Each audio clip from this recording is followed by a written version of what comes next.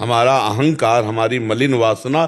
तब हम जिंदगी में भगवान से एक बात मांगी थी कि मुझे ऐसे समर्थ सदगुरु मिले जिससे मैं भयभीत हो जाऊं। नहीं, हम कहीं भयभीत नहीं हुए। कितना भी कष्टप्रद, कैसी भी परिस्थिति, कैसा भी, हमें भय नहीं लगा, कभी कहीं भय नहीं लगा। आज भी शरीर की स्थिति है, इतना कष्टप्रद शरीर है, अब भी वर्तमान में ये सब सूझे हुए हैं, फिर हर कष्ट, लेकिन लड़ना सीखा है जिंदगी भर, हर परिस्थिति में कदम आगे बढ़ाना। तो हमने मांगा था कि हमें अहंकार रहित करने के लिए जब सदगुरु प्राप्त हो तो मुझे सदगुरु से डर लगे, ऐसे मुझे सदगुरु प्राप्त हो।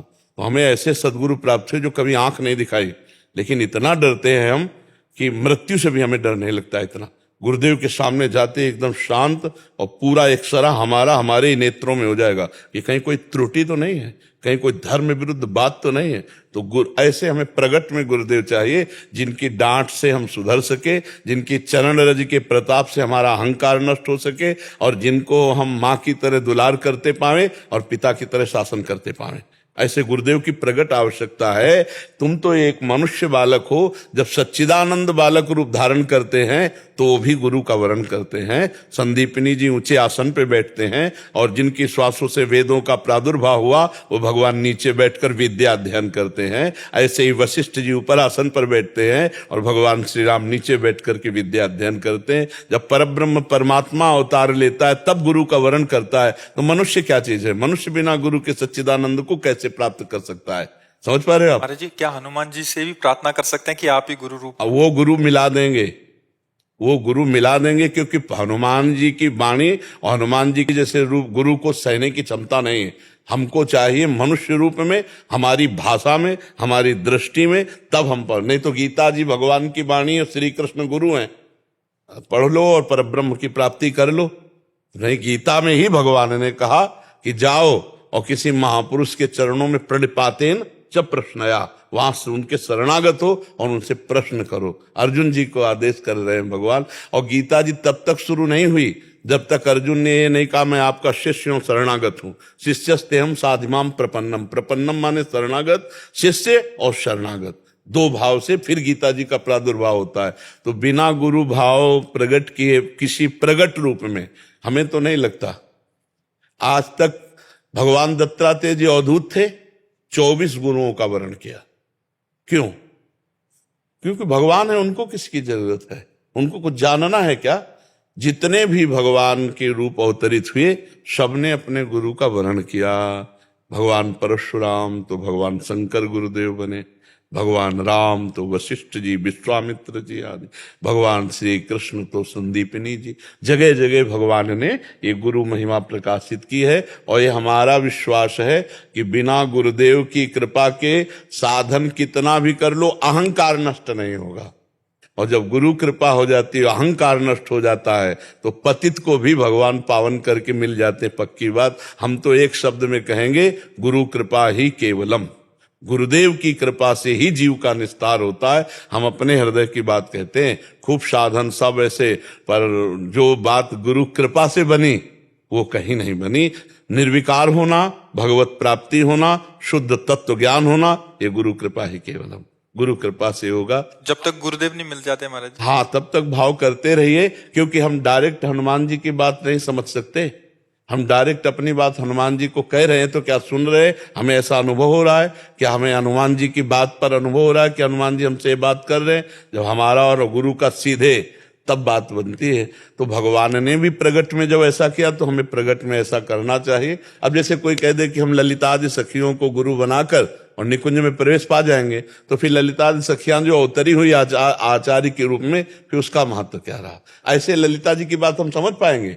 अब समझ पाएंगे स्वामी जी की शरण में हो, हरिदास जी की, और उनकी वाणी पढ़ो, उनके उपदेश पढ़ो, उनके अनुयायियों के चरण संग करो, चरण रज माथे पे धारण करके संग करो। अब ललिता जी की बात समझ में आ जाएगी। तो आचार्य जितने अवतरित हुए हैं वो भगवान ही तो अवतरित हुए हैं। तो हमें आचार्यों की शरण में होकर के तब उस उपासना का रंग आएगा। बच्चा समझ रहे हैं? तब तक हनुमान जी को गुरु मानो, हनुमान जी से कहो कि हमें मनुष्य रूप में मिलो और हमको उपदेश करो, हमको स्वीकार करो।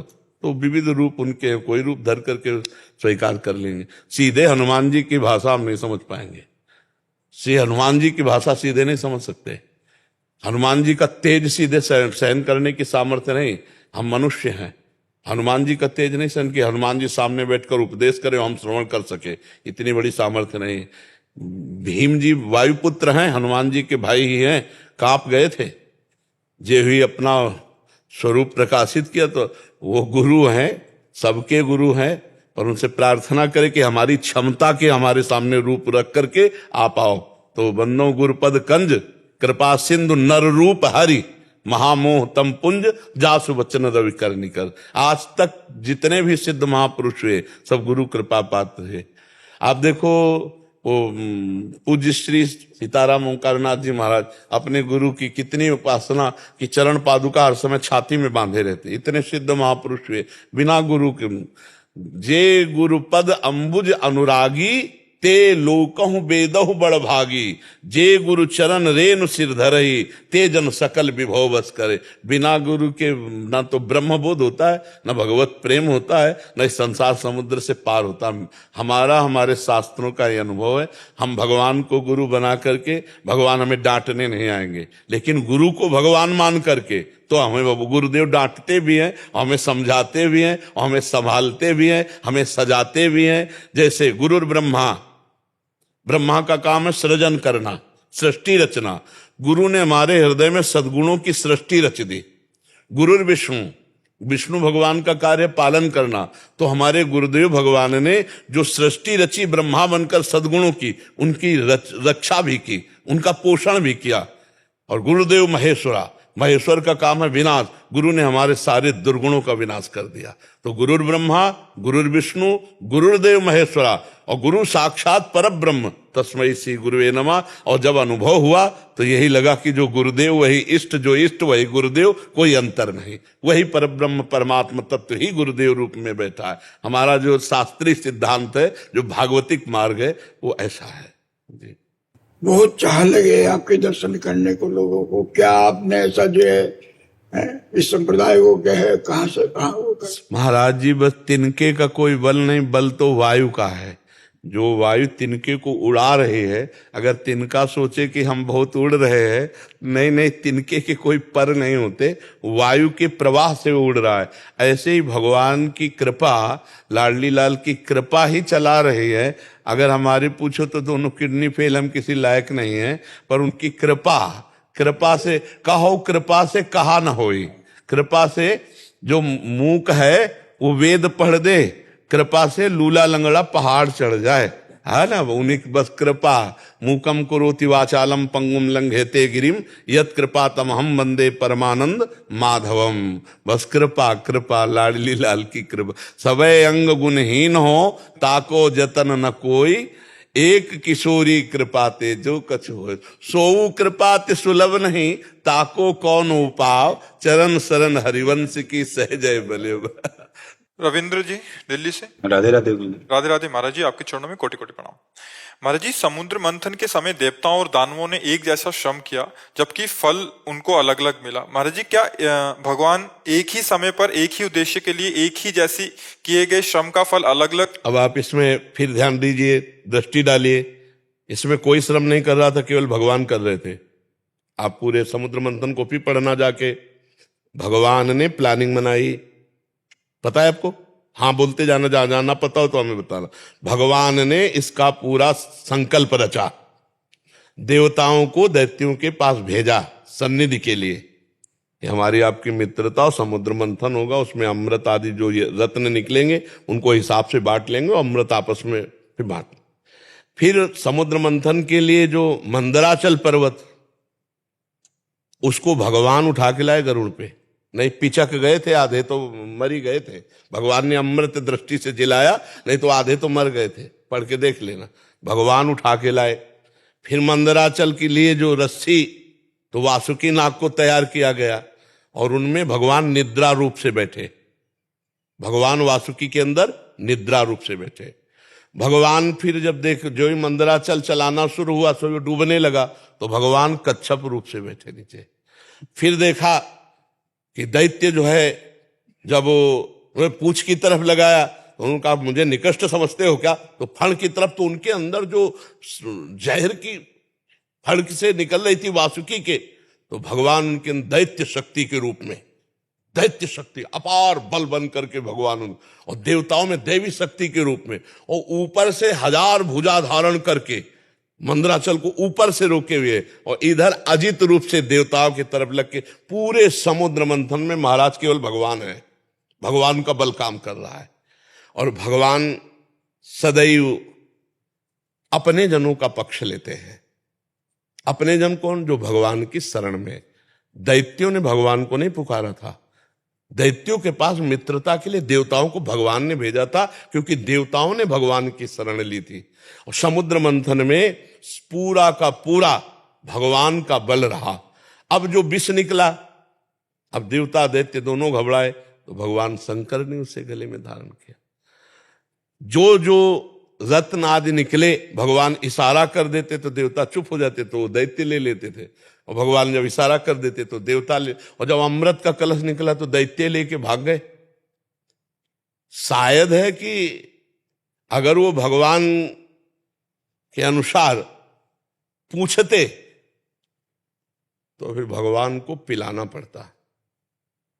अगर वो लेके ना भागते, आसुरी प्रवृत्ति ना दिखाते और ये रख देते कि हे केशव, हे हरि, अब आप ही निर्णय करो, तो फिर दोनों को पिलाना होता भगवान को। क्योंकि उस समय भगवान फिर भेद नहीं करते।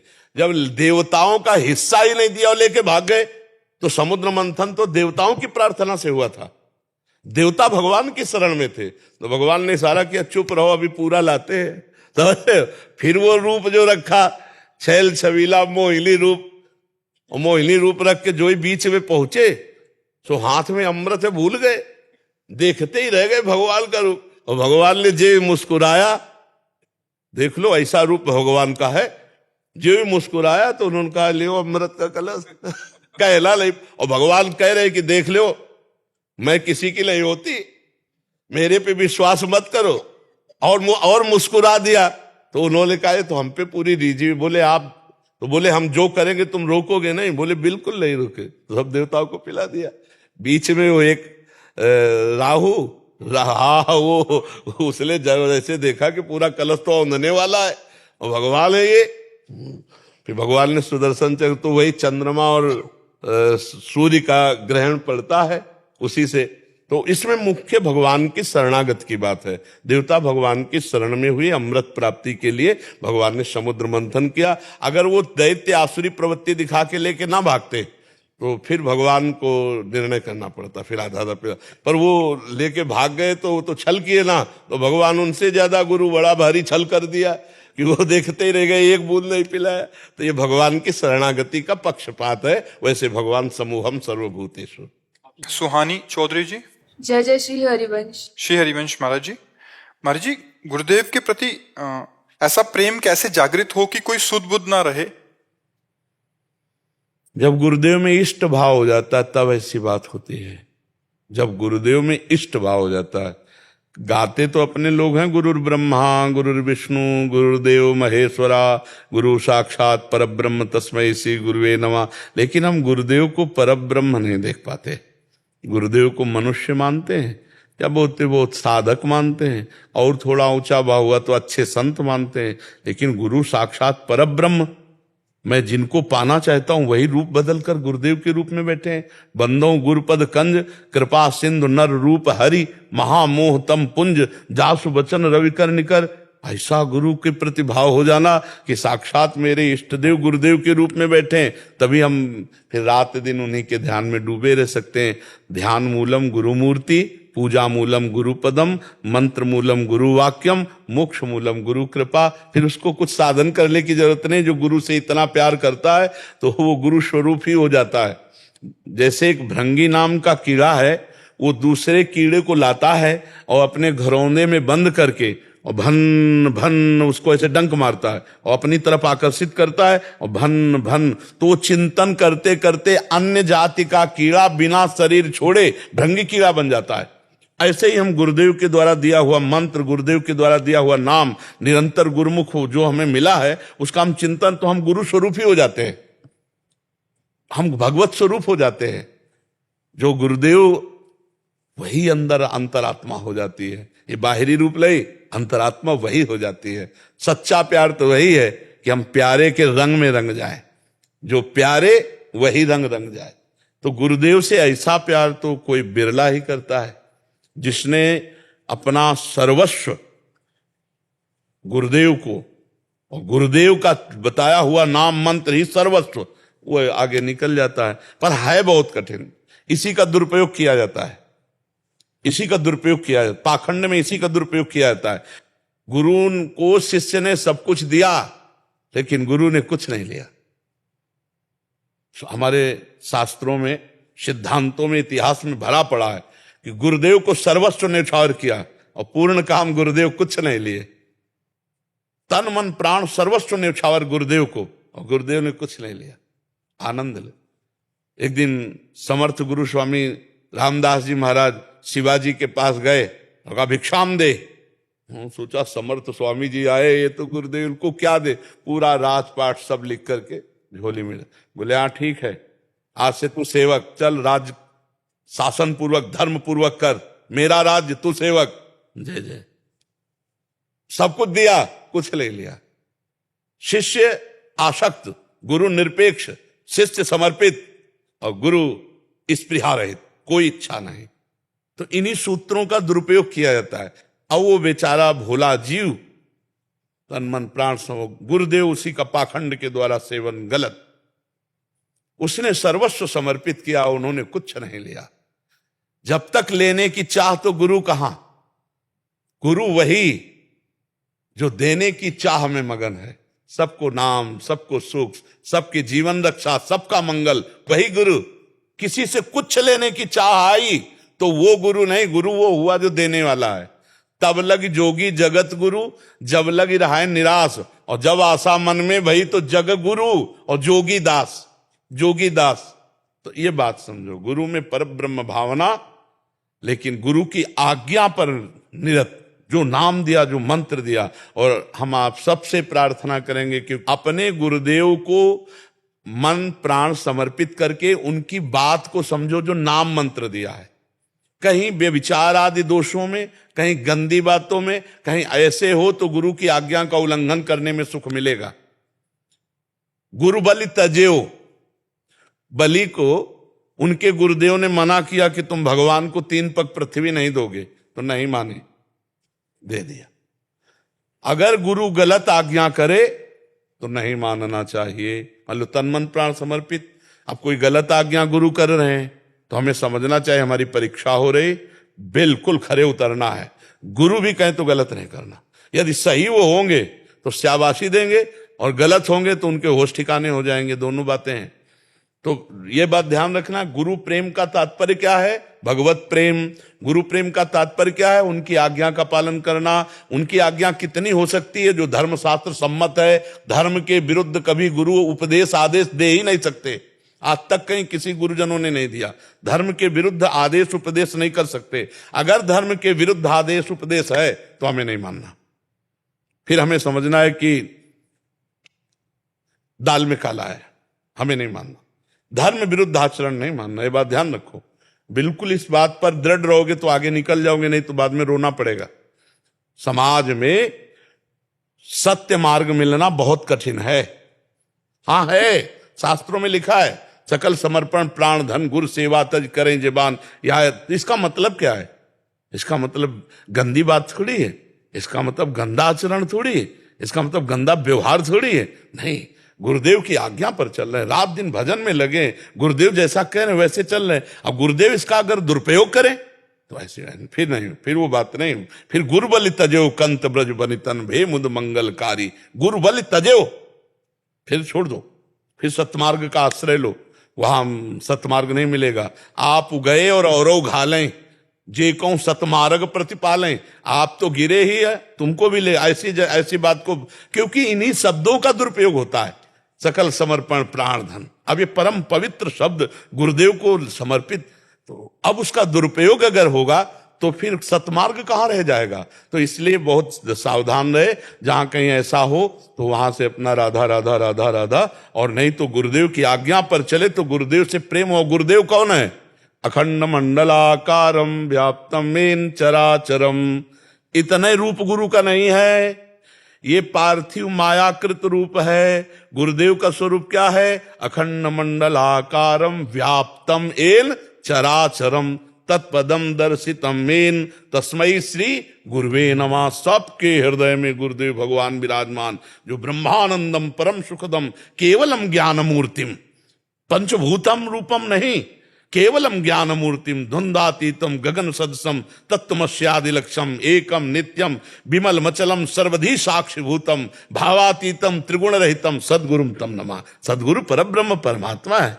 तो इसलिए हम जब अपने गुरुदेव में परब्रह्म भावना, तभी वो पूछा सखी ने कब गुरु मंत्र लेना चाहे, तो कहा जब बुद्धि का विकास हो जाए, गुरु को समझे, उपासना को समझे, मंत्र को समझे, भाव को समझे, तब हम गुरु मंत्र ले। नहीं तो नाम दीक्षा दे देनी चाहिए, नाम जपवाओ, और जब बुद्धि का प्रकाश हो, अपने को भी बचाएं और सामने वाले को भी बचाएं। ऐसा ना हो कि समर्पण के नाटक में कहीं माया का नाटक घुस जाए, कहीं ऐसा ना हो कि काम क्रोध लोभ मोह मद की लीला चले और हम समझे गुरु कृपा हो रही है। बहुत सावधानी की जरूरत है। प्रकाश गुप्ता जी अहमदाबाद से। राधे राधे महाराज जी, आपके चरणों में कोटि कोटि प्रणाम।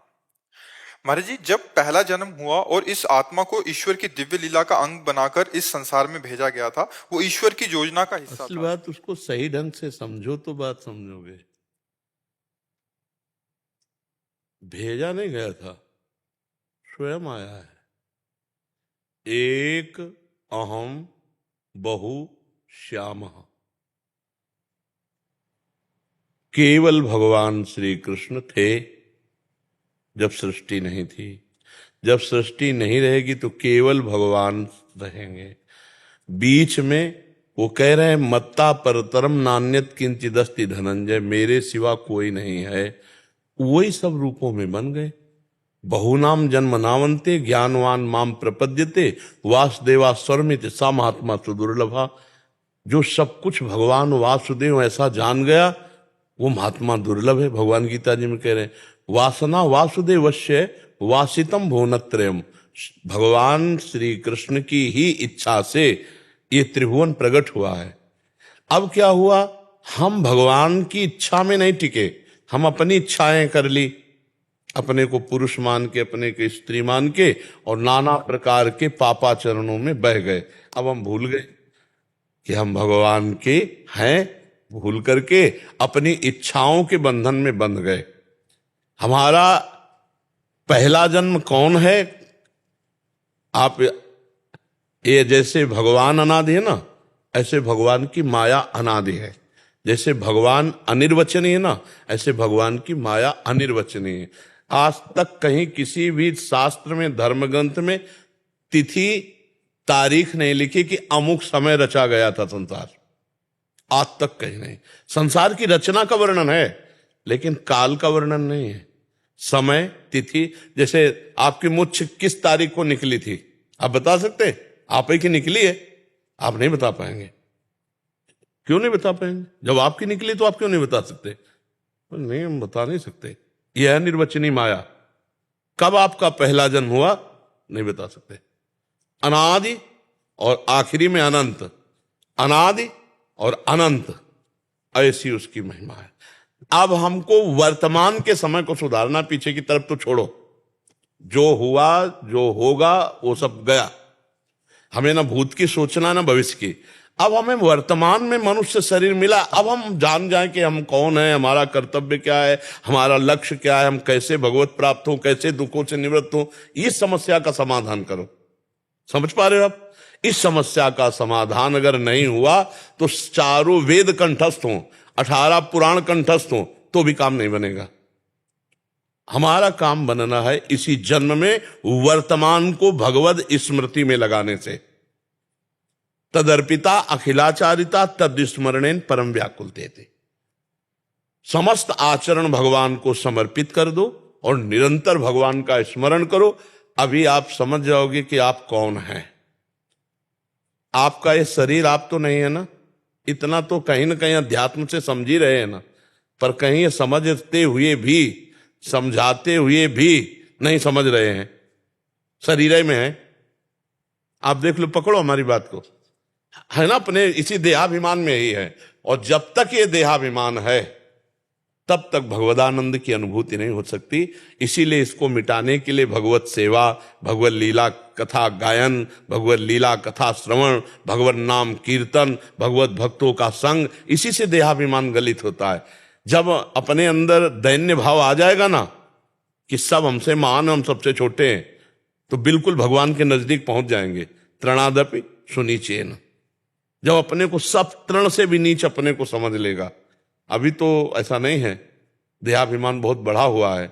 तो इसको नाम जप के द्वारा, सत्संग के द्वारा, कीर्तन के द्वारा, भगवत कथा श्रवण, गुणगान, परोपकार के द्वारा हम पहले अंतःकरण को पवित्र करें और हमारी इच्छाओं का नाश हो, पूर्ति नहीं, इच्छाओं का नाश हो। इच्छा रहित होते ही आपके सारे प्रश्न खत्म हो जाएंगे, आपका सब ज्ञान प्रकाशित हो जाएगा। आप कौन है, कहां तक भटके और कहां से आप जागृत हुए, अब आपकी भटकन मिट गई कि नहीं, सब आपको ज्ञान हो जाएगा। ऐसे तर्क और वार्ता विवाद से इसके समस्या का समाधान नहीं। समस्या का समाधान भजन से है, नाम जप से है, नाम कीर्तन से। उसी बात पर हम जोर देते हैं। क्या जानना चाहते हो आप? इन्होंने कहा कि वो ईश्वर की योजना का एक हिस्सा था, जिसके बाद आत्मा कोई योजना नहीं, आपकी योजना है। बस हमको यही समझाना है। थोपो मत, काले कर्म ईश्वर ही मिथ्या दोष लगाए। थोपो मत, तुम्हारी है, तुम्हारी। हम जब कह रहे हैं उस बात को समझो। इसमें क्या है, ये किससे चल रहा है? बिजली से। ये क्या चल रहा है? बिजली। ये क्या, किससे चल रहा है?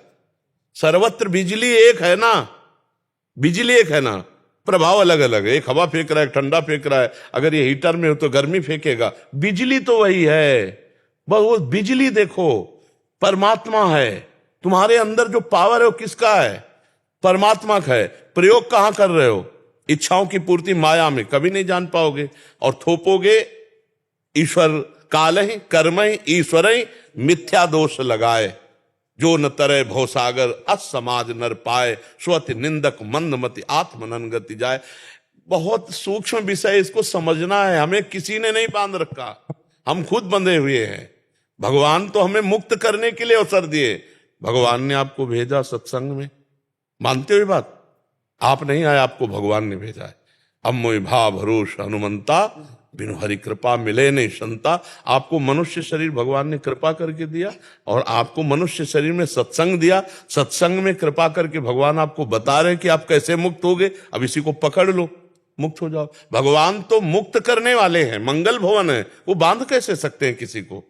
वो कष्ट किसी को कैसे? जिन्होंने भगवान को कष्ट देना चाहा उनको तो परम सुख दे दिया। जहर लगा के पूतना जाती भगवान श्री कृष्ण को 6वें दिन मारने, भगवान उसे परम पद दे देते हैं। भगवान की योजना हमें बांध नहीं सकती, भगवान की योजना हमें कष्ट नहीं दे सकती। भगवान की योजना हमें मुक्ति की तरफ ले जाती है। हमारी योजना हमें बांध रही है, हमारी योजना हमें दुख दे रही है। आशा ही परमम दुखम नैराश्यम परमम सुखम। हमारी जो भोगों की आशा है, जो धन की आशा है, जीने की आशा है, परिवार की आशा है, यही हमारा बंधन है। भगवान ने तो बड़ी कृपा की, बहुत सुंदर पत्नी, पुत्र, परिवार, मकान, दुकान, कितना सब बढ़िया। अब इसे सब भगवान को समर्पित करो, भगवान की वस्तु है, और खूब नाम जप करो, देखो अभी आनंद आ जाएगा। अब नाम जप नहीं करोगे, इसे अपना मानोगे, इसके कर्ता भोक्ता बनोगे, तो दुख, चिंता, शोक, उद्विग्न, भय, मृत्यु यही बार बार मिलेंगे। पुनरपि जननम पुनरपि मरणम पुनरपि जननी जठरे शयनम। और आप कहोगे भगवान का विधान है, बस यही गलत बात है। भगवान ने तो चाह करके आपको सब विधान दे दिए। अगर सत्संग ना मिला होता, मानव देह ना मिला होता, हम बुद्धिहीन होते, पागल होते तो बात है। हम बुद्धिमान होकर भी पागल बनकर के माया के सूत्रों में बंधते चले जा रहे हैं। भगवान कह रहे हैं कि नहीं, सबकी ममता ताग बटोरी, मम पद मन बांध बरडोरी। भगवान कह रहे हैं अनन्यस चिंतयन्तो माम, ठेका लेता हूं योगक्षेमम वाम्यम। हम एक को बात भगवान की नहीं मान रहे। अब कह दे कि भगवान नहीं चाह रहे भजन करना, तो हम क्या करें? तो भजन तो हम ही आपको करना पड़ेगा, भगवान को तो नहीं। भगवान थोड़ी भजन करेंगे, वो तो भगवान ही है। भजन तो भक्तों को करना होता है, जीव को करना होता है। तो भजन करो तब बात समझ में आ जाएगी। भगवान का बहुत मंगल विधान है, वो कभी फंसाते नहीं हैं। भगवान जीव को मुक्ति के मार्ग में ले जाते हैं, फंसने के मार्ग में हम जाते हैं। मछली को चारा दिखाई देता, कांटा नहीं। अगर कांटा दिखाई दे तो भूल के भी नहीं पाएगी। ऐसे ही माया हमको चारा दिखवाती, कांटा नहीं। और उस कांटे में जब फंस जाते हैं, आसक्ति उसे कहते हैं, वो आसक्ति जाती नहीं है। फिर ये लगता है हम जी नहीं सकते। छोटी छोटी चीजों के लिए हमारे अंदर आ जाता है कि हम जी नहीं सकते। अविनाशी, अविनाशी का बच्चा अविनाशी, अंश अविनाशी, और कह रहा मैं इन वस्तुओं के बिना नहीं जी सकता, इन व्यक्तियों के बिना नहीं। तो फांसा किसने? गोविंद ने थोड़ी। फांसे तो हम स्वीकार किए, हम इसके इस भोग के बिना नहीं रह सकते, इस वस्तु के बिना नहीं रह सकते, हम इसके बिना नहीं रह सकते। ये हमारा माना हुआ बंधन है। इसमें जैसे पहला जन्म के पहले हम उन्हीं के अंश थे। हम पहला, अभी मान लो ना, पीछे क्यों मानते हो? हम मान लिया तुम्हारा आज पहला है, अब इसको अंतिम कर लो। हाँ, अंतिम तो करने की बात, उसके लिए मैं पूरी परीक्षा देने को राजी हूँ। पर मैं ये चाह रहा था कि मुझे दूर क्यों किया गया? कौन? किसको? मुझे फर्स्ट जन्म। अरे किसको दूर किया गया? जिसमें मैं से परमात्मा ने नहीं, वो दूर नहीं, वो इतना नजदीक है कि तुम जाओ वही वो विराजमान है। वो दूर कहां हुआ? तुम दूर हो गए। जैसे मां की अंगुली पकड़ के चल रहा है ना, अब बच्चा वस्तुओं को देखकर इच्छा क्यों मां की अंगुली छोड़ दी और वो वस्तुओं की तरफ चल पड़ा, पर मां उसके पीछे पीछे चल रही। अविज्ञात नाम का सखा जो पुरंजनोपाख्यान में आता है, वो हरि अब भी तुम्हारे साथ है। जहां तुम हो वहीं बैठा हुआ है वो, जहां तुम हो वहीं हरि है। पर अंतर ये हो गया कि आपने हरि की तरफ पीठ कर ली और जगत की तरफ मुख कर लिया। और अगर जगत की तरफ पीठ करके हरि की तरफ देखो तो अब भी वही है, वही है। विमुख भये निमिषो न अकृपा, जब चितये तब वैसे। वो हृदय में ही बैठे प्रभु। बस हमारी ये जो भगवान से विमुखता हो गई है, ये हमारी इच्छा माने जो कामना है, जो भोगों की कामना, शब्द स्पर्श रूप रस गंध, देखना सुनना सूंघना छूना स्पर्श करना भोगना, इस कामना ने मुझे भगवान से विमुख कर दिया। इस कामना ने मुझे विमुख किया है। चाहे वो प्रथम मान लो, चाहे अभी मान लो। हम कह रहे पुराना इतिहास का है को देखो, क्योंकि उसका अंत नहीं मिलना। जैसे समुद्र की तरंगे गिन सकते हो क्या? ऐसे हमारे जन्म हो गए, इतने जन्म हो गए। अब कैसे उसका पता लगाया जाए? इसलिए हम इसको पहला माने और इसी को अंतिम कर देते हैं। हम इसी को पहला मान के अंतिम कर देते हैं श्री कृष्ण चरणों में, क्योंकि पीछे का तो सब वो मिटा देंगे। हम तो हम सर्व पापेभ्यो मोक्षयिष्यामिमाशुचा, वो सर्वज्ञ हैं। हम तो नहीं जान सकते कि हमारे कितने जन्म हुए, लेकिन उनको तो एक एक का पता है ना, उनको तो पता है। उनके ज्ञान के सामने हमारा न भूत न भविष्य न वर्तमान ये पर्दा नहीं बन सकता। हमारे लिए हो सकता है भूत भविष्य वर्तमान। जैसे अपनी हथेली पे हम आंवला रख ले तो चारों तरफ से देख सकते हैं, ऐसे ही भगवान अनंत ब्रह्मांडों को ऐसे देख रहे हैं, अनंत जन्मों को देख रहे हैं। तो हम उनका भजन करके अपना आखिरी जन्म कर लें तो हम मान लेते हैं कि हमें भगवान की कृपा से मानव देह मिला और ये पहला है, और इतना भजन करते हैं कि इसको आखिरी बना देते हैं। जन्म मरण से हम मुक्त हो जाएं, यही खास बात है। और जन्म मरण के बंधन में बांधने वाला हमारा कामना है, हमारी इच्छा है, हमारा संकल्प है, हमारी आशा है, इसी को मिटाना है। आप समझ पा रहे हो? चाहे पहला उधर मान लो, चाहे पहला इधर मान लो, हम विमुख हैं, फंसे हैं तो अपनी कामनाओं से फंसे, इच्छाओं से फंसे। जाहि न चाहिए कबहु कछु, तुम सन सहज स्नेह, बसहु निरंतर तासुर, शोराउर निजगे। जिसे कभी कुछ नहीं चाहिए। संत महात्मा जो साधन कर रहे हैं किस बात के लिए? चाह मिटी चिंता मिटी, मनुआ बेपरवाह, जिनको कछु न चाहिए वो साहन के साह। भगवत स्वरूप होगा। चाह मिटाओ, बस चाह मिटाना ही तो साधना है। चाह मिटा दो, फिर देखो आप फिर प्रश्न करना के चाह मिटा दो एक बार, कुछ नहीं चाहिए, फिर प्रश्न नहीं रह जाएगा। देखो तुम और तुम्हारा चेहरा, ये दो तब तक दिखाई देंगे जब तक दर्पण है। इसमें जो दिखाई दे रहा है वो सत्य नहीं है। इसको हटा दो तो आप ही आप बचोगे, आप ही आप बचेगा। अंतःकरण रूपी दर्पण हट जाए तो आप ही आप है, दूसरा कोई नहीं है। एको ब्रह्म द्वितीयो नास्ति, वही वो खेल रहा है। बस यही बात जानने के लिए साधना की जाती है। साधना जब हो जाती है तब सब, न स्थूल न सूक्ष्म न कारण, ये मायाकृत शरीर है, ये हमारा स्वरूप नहीं है। जब कोई भगवान के धाम जाता है तो भगवत स्वरूप होके जाता है, कोई जीव भाव से थोड़ी जाता है, कोई देह भाव से थोड़ी जाता है। तो हम अपने प्रभु से विमुख हो गए कामनाओं को लेकर, वासनाओं को लेकर। नहीं, अगर ये कामना वासना छोड़ दो तो अभी आप देखोगे कि प्रभु ही प्रभु हैं, आप कहीं नहीं है, आप कहीं है ही नहीं। ढूंढने वाला जब चला और जब मिला तो जो मिला तो खोजने वाला खो गया। समझ पाओ तो समझ। महाराज जी आपकी कुछ बातें ऊपर ऊपर से जा रही है महाराज जी, इसको समझने के लिए क्या? अब भीतर भजन नहीं तो ऊपर से तो निकल ही जाएगी। अब अध्यात्म की बात को समझने के लिए कुछ कुछ तो जेब में रखी लो यार, इतनी महंगी बात है ऊपर से तो जो हम कह रहे हैं वो शास्त्र सम्मत और संत महापुरुषों के द्वारा जो अमृत मिला है वही हम आपको पिला रहे। बड़े भाग पाइप सत्संगा, विनय प्रयास होए भव भंगा, अनायास भगवान की कृपा से चर्चा सुनने को मिलती है। ये चर्चा सुनने को मिल रही ना, व्यर्थ नहीं जाएगी। जैसे मंत्र ना भी जानता हो, झाड़ने वाला अगर सही है और झाड़ रहा है तो उसका विष उतर जाएगा सामने वाले का। वो मंत्र नहीं जान रहा कि क्या बोल रहा है, क्योंकि मंत्र का एक अपना प्रभाव है। तो इन भागवतिक बातों का एक प्रभाव है। जैसे आप बैठकर सुन रहे हो, ये खाली नहीं जाएंगे, कहीं ना कहीं आपके दिमाग के किसी कोने में अगर एक शब्द भी पड़ गया तो आपको उठा देगा, आपके जीवन की धारा को बदल देगा। तो शब्द तो व्यर्थ नहीं जाएगा, शब्द व्यर्थ नहीं, उसका प्रभाव होता है, शब्द का प्रभाव होता है। जब ये साधारण व्यवहारिक शब्द अपना प्रभाव दिखाते हैं तो भागवतिक शब्द अपना प्रभाव कैसे ले दिखाएंगे? भागवतिक शब्द भले ऊपर से ऊपर जाए लेकिन अमोघस्य वो अपना प्रभाव दिखा के रहेंगे। और अगर कहीं आप श्रद्धा और विश्वास पूर्वक सुन लिए तो बहुत जल्दी लाभ प्राप्त होगा जी। क्योंकि बिना श्रद्धा विश्वास के थोड़ा लाभ विलंब से मिलता है। भवानी शंकरो वंदे श्रद्धा विश्वास रूपिणो, याभ्याम बिना न पश्यंत सिद्धा स्वांता स्तमीश्वरम। श्रद्धा और विश्वास कर लिया जाए तो संतों की वाणी से बहुत जल्दी लाभ प्राप्त हो जाए।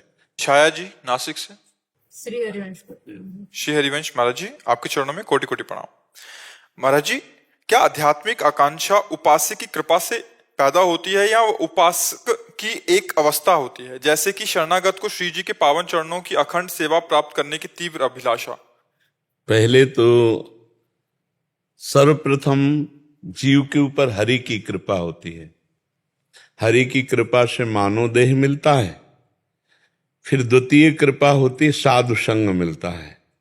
साधु संग से जीव को अपने कल्याण की इच्छा जागृत होती है, जिससे वो भगवान नाम जप, भगवत सेवा, शास्त्रों का स्वाध्याय, सत्संग सुनना, इसके बाद जब अंतःकरण उसका पवित्र होता है, सारी कामनाएं उसकी नष्ट होती हैं, तब वो लाडली लाल की सेवा की मांग करता है। कोई छोटी मोटी बात नहीं, लाडली लाल की सेवा ये अंतिम बात है। जिसको सेवा का सुख प्राप्त हो गया तो धर्माद्यर्थ चतुष्टयम विजयताम किम तद वृथा वार्तया शैकांतेश्वर भक्ति योग पदवी त्वारोपिता मूर्धनि यो वृंदावन सीमनि कश्चन घनाश्चर्या किशोरी मणिस तत्कंकर रसामृता दिह परम चित्ते न मे रोचते। धर्म अर्थ काम मोक्ष ये चार पुरुषार्थ शास्त्रों में हैं, लेकिन जब श्री जी की सेवा की चाह प्रकट होती है तो उस उपासक के हृदय में सब बेकार लगने लगते हैं। धर्म अर्थ काम मोक्ष, धर्माद्यर्थ चतुष्टयम विजयताम, ये बाहर विजय को प्राप्त हो। हमारे ब्रज और वृंदावन में इनका कोई पूछने वाला नहीं। धर्म अर्थ काम मोक्ष। और बोले ईश्वर की एकांतिक भक्ति, बोले उसको भी नमस्कार करते हैं, हमको जरूरत नहीं। तो बोले आप क्या चाहते हो? बोले जो वृंदावन की सीमा में विराजमान श्री लाडली जो महाराज है उनके चरणों की दास्ता। इस जब ये श्री जी की सेवा की भावना जागृत होती है तो ये अंतिम बात होती है। मोक्ष अभिलाषा का त्यागी, तब लाडली जी की सेवा का अधिकार, वो भी लाडली जी के प्रेमी रसिक सेवकों का संग हो तो।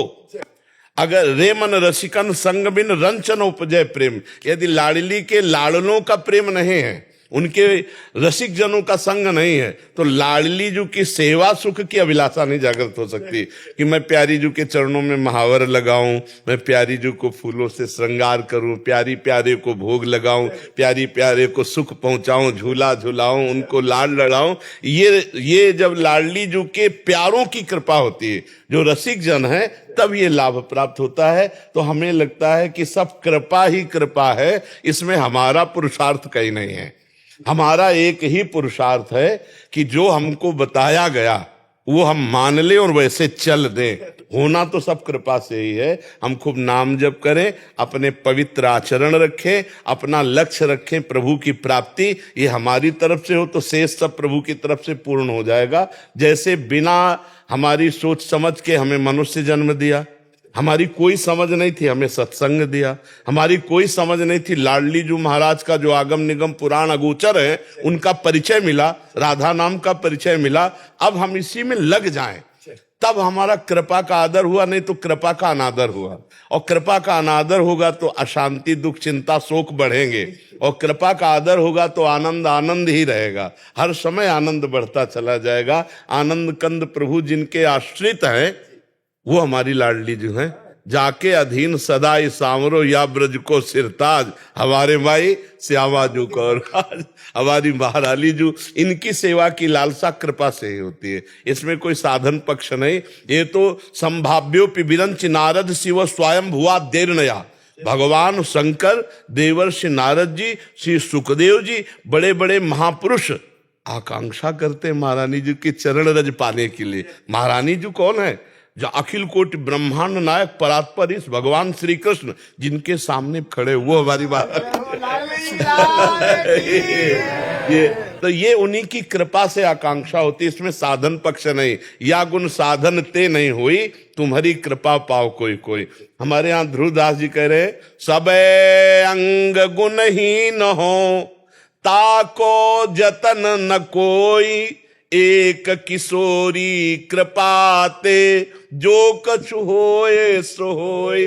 जैसे अभी आपने दुआ सुना, वो हरिराम व्यास जी कह रहे, काहू के बल भजन को काहू के आचार, व्यास भरोसे कुंवर के सोवत पाम पसार। महारानी जी की अधीनता स्वीकार करके उनके ध्यान में, उनके चिंतन में निश्चिंत हो गए। अब हमें कल्याण की फिक्र नहीं, मोक्ष की चिंता नहीं, जीवन की चिंता नहीं। अब ये सारा भार महारानी के चरणों में अर्पित कर दिया। ये सब कृपा से होता है। हम उस कृपा का आदर करें। जैसे नाम जपना है, लीला गायन करना है, पवित्र आचरण करना है, धर्म पूर्वक चलना, ये कृपा का आदर है। मनमानी आचरण, मनमानी खान पान, तो फिर ये अनादर है। कृपा का अनादर करने वाले को भगवत प्रेम या भगवदानंद की अनुभूति नहीं होती। जो हमको कृपा मिली है, हम उसका आदर करें तो हमें प्रेम और लाडली जो मिल जाएंगी। बहुत कृपालु है, हाँ, बड़ी दया। सहज स्वभाव पर्यो नवल किशोरी जू को, मृदुता, दयालुता, कृपालुता की राशि है। ने कहूं न रिस कहूं, भूली हूं न होत सखी, रहत प्रसन्न सदा ये मुख हास्य है। ऐसी सुकुमारी प्यारे लाल जू की प्राण प्यारी, धन्य धन्य धन्य तेई जे इनके उपास है। वो धन्य है जो लाडली जू के गोरे चरणारविंद की ठसक में रहता है।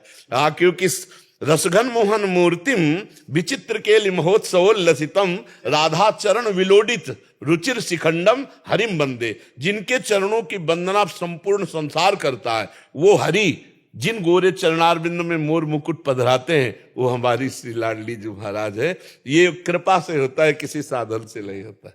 जितेंद्र सिंह जी। राधा वल्लभ श्री हरिवंश महाराज जी। महाराज जी, आजकल कहीं कहीं सुनने को मिलता है कि सत्य को अपनी सुविधा के अनुसार तोड़ मरोड़ कर बताया जाता है। हाँ, जब साधना नहीं है, भजन नहीं है, तो शास्त्रों के शब्द ऐसे समझ में आ जाएंगे क्या? मान लो अभी 10-12 की स्कूल की पढ़ाई पढ़ी और थोड़ा अगर मन आया तो व्याकरण पढ़ लिया, नहीं तो शास्त्रों का प्रवचन करने लगे अर्थ की प्राप्ति के लिए, सम्मान की प्राप्ति के लिए। तो ऐसे ही समझ में आ जाएंगे शास्त्र में जो लिखा है। तो फिर अपनी वासना की पूर्ति के लिए शब्दार्थ तो बदल ही देंगे।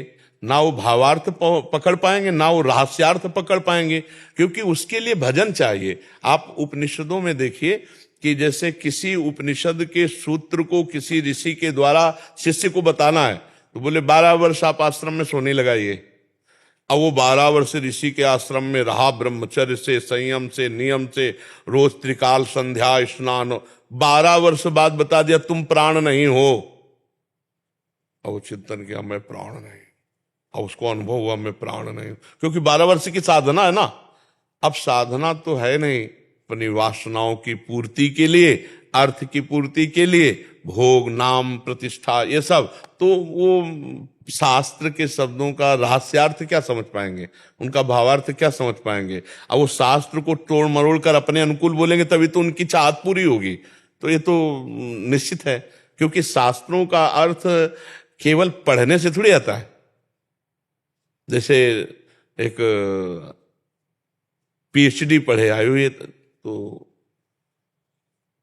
जब शास्त्र की बात, तो हम कहा देखो पहले हमको ये बताओ, वो कह रहे थे कि हम धर्म शास्त्रों में पीएचडी किए, तो हम कहा पहले हमको ये बताओ तुम काम विजयी हो कि नहीं, तुम क्रोध विजयी हो कि नहीं, लोभ विजयी हो कि नहीं, वृंदावन में बैठे हो, झूठ मत बोलना। तो बोले ये विषय ही नहीं है। तुम का पीएचडी भी हमसे काहे को बात करते हो। भाई धर्म के विषय को तभी जान सकते हो जब धर्मात्मा स्वयं आप बनो।